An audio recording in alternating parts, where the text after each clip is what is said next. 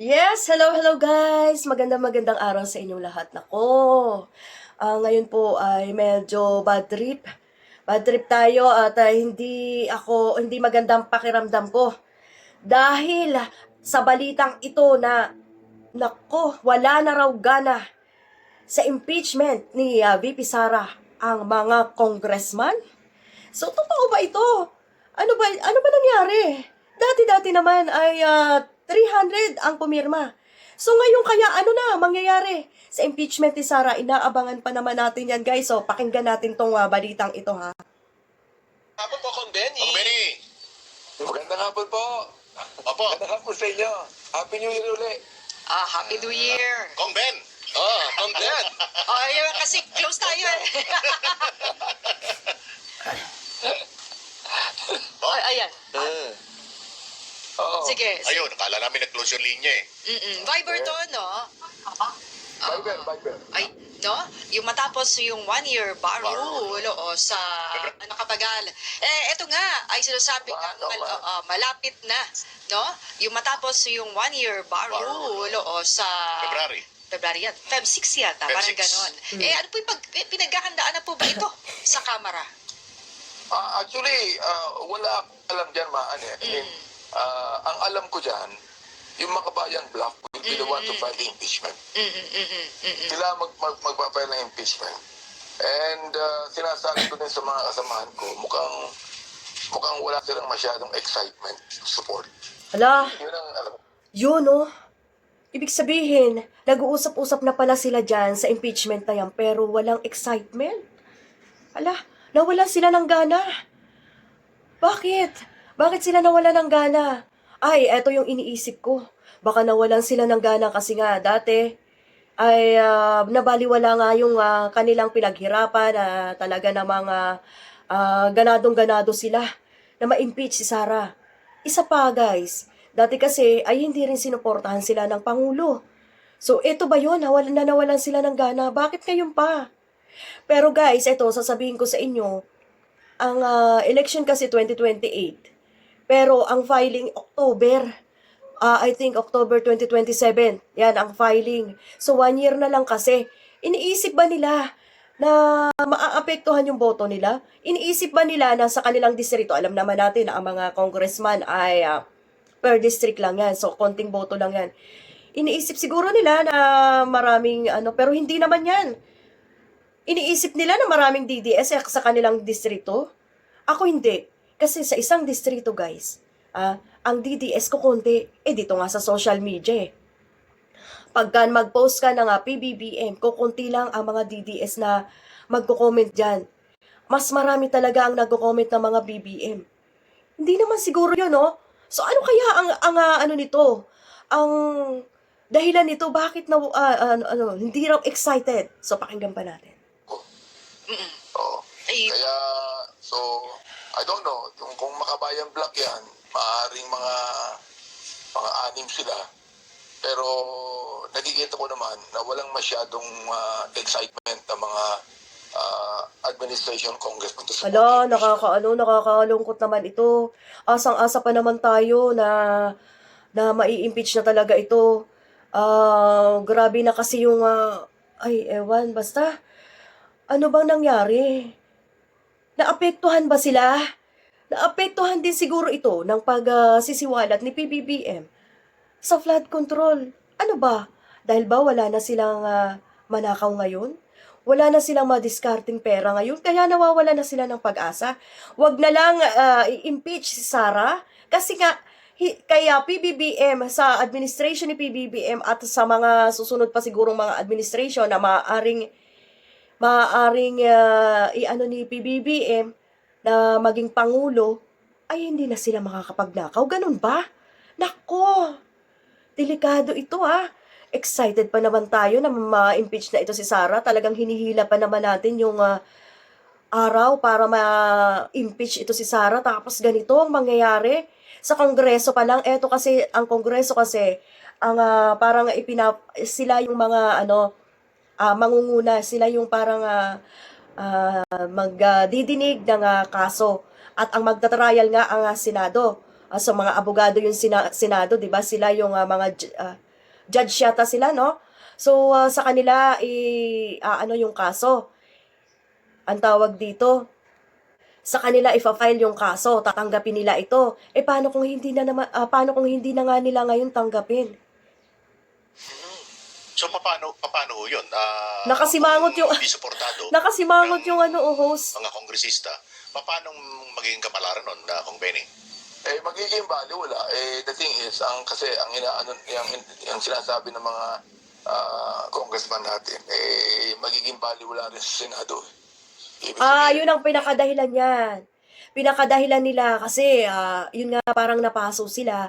Kasi nga dati, inimpeach na nila. So, kasama nga ito si Kong Abante. Pero ngayon, hindi na rin naman na sila solid na yun dati ang nagtanggap nito. Pero ngayon, may mga nakahalo na sa kanilang congressman. Ha? So, ang iniisip pala ni Abante, ewan ko lang kung totoo yan, ha? Ang iniisip niya pala ay mababaliwala lang naman sa Senado. Bakit naman ganoon? Ang tawag dito, iniisip na advance. Ba't ganyan ka mag-isip na kung Abante, advance ka mag-isip na hindi didinggin ito ng Senado. Hindi na ngayon si Giz Escudero ang nakaupo dyan. Si Senator Soto ay talagang may paninindigan niya na sinasabi niya na forthwith nga siya. Siya ay forthwith ang kanyang paninindigan. Ewan lang natin, ha. So, tagilid talaga ito. At ang ano pa rito, ang masakit pa rito, si PBBM ay hinahainan din ng impeachment. Ano ba? So, kung eto si Sara ay ayaw nyo na mababaliwala na, hala, delikado pala si PBBM. Ano? Ano na ba kayo? Titiwalag na ba kayo sa katotohanan? Talagang mananalig na lang kayo sa kabaluktutan? Mananalig na lang kayo sa kadiliman porket wala na yung ano ba yun? Pinigilan na ni PBBM yung pangungurap? Ganyan na lang ang gagawin nyo. Ha? Naku po. Guys, yung mga host, nung ini-introduce siya kanina, ay napakasaya ngayon ang lulungkot ng mga mukha at talagang nagulat sila. Both senators will not support the impeachment So, proceeding. ibig sabihin, wala na bang pag-asa na mahabol natin? Alam mo, ano yan yung sabi ko nga, we will just cross the bridge and we get there, no? Yung lagi sinasabi nila. But at this point in time, wala akong nakikitang talagang massive support. Walang massive support sa sa Kongreso, guys. Paano na to? So, hindi pa rin tayo nawawala ng pag-asa, okay? Yan ang sinasabi na Abante. So, wala kang kwenta, Abante. Yan ang masasabi ko lang sa'yo. Dati-dati, nagsusupport ka pa kay PBBM. Alright? So, porque pala, ewan ko lang ha kung nagtampo nga itong si Abante. Kasi dati, ay hindi na nga sinuportahan ito ni PBBM yung impeachment. Alam naman natin yung lahat, diba? Hindi niya sinuportahan. Siguro nagtampo ito, pero dapat consistent ka lang. Dapat wag laban lang. Kasi nagkamali naman talaga ang mga nag-file dati. At syempre si PBBM ay tao lang rin, nagkakamali rin siya. No, una pa lang ayaw niya ng gulo. Syempre nasabi niya yon. Kaya wag na i-impeach si Sara dahil nga ang akala niya ay hindi mabubuwag ang unit team. Ang akala niya tutulungan siya ni Sara, kaya ang nasabi niya ay wag lang asikasuhin yung impeachment. Okay? Pero binawi naman yun ng Pangulo Ang sabi ng Pangulo, sige, nasa Senado na yan, ituloy na yan. Pero wala, gumawa sila ng paraan para ito ay mapigil. Ha? Huwag kayong please lang ha. Isipin natin, ang isang distrito, lilima lang ang mga DDS diyan. Nakikita nyo naman pagka yung hindi yan ang dahilan yan. Alam ko ang dahilan, ang pinakadahilan yan yung flood control. Kasi si Sara nga naman pagka nanalo, syempre tuloy ang corruption. Kasi pagka si PBBM, wala na talaga silang magiging kita Yun lang po yun. Kaya dito, ang mapapayo ko lang dito, dasal po tayo. Dasal talaga ang mangyayari dito. Kasi pumapanig ang mga congressman sa kadiliman. Natatalo sila ngayon ng kademonyuhan. So, ngayon po ay dasal tayo na nawa ay bigyan pa ng wisdom ang ating Pangulo para ma-manipulate ito or magawan ito ng paraan para maisakatuparan itong impeachment.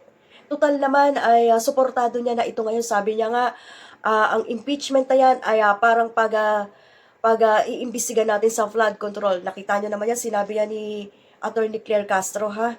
Narinig natin yan. Alam ko, narinig nyo lahat yan.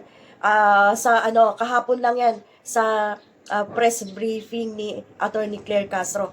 Nawa ay sana, guys, ipagdasal natin na matuloy talaga. Etong mga DDS na to talagang hindi pwede, ang kademonyohan nila hindi pwedeng matuloy. Alam natin kung anong pinaggagawa ni Sara at alam natin kung ano ang mga ebidensya na napakakapal ang ebidensya tapos hindi itutuloy ng Kongreso. Hindi pwede yan. Dapat ituloy. Okay? So, yun lang po ang aking masasabi dahil dapat talaga ma-impeach si Sara dahil kahit na makulong yan dahil may mga kaso nga yan sa ombudsman, ay pwede pa rin niyang kumandidato. Pero pagka na-impeach po siya, hindi na po pwede kumandidato. Doon na lang siya kumandidato sa impyerno. Doon siya nababagay. Okay, yun lang po at God bless po sa mga BBM supporters. Bye-bye.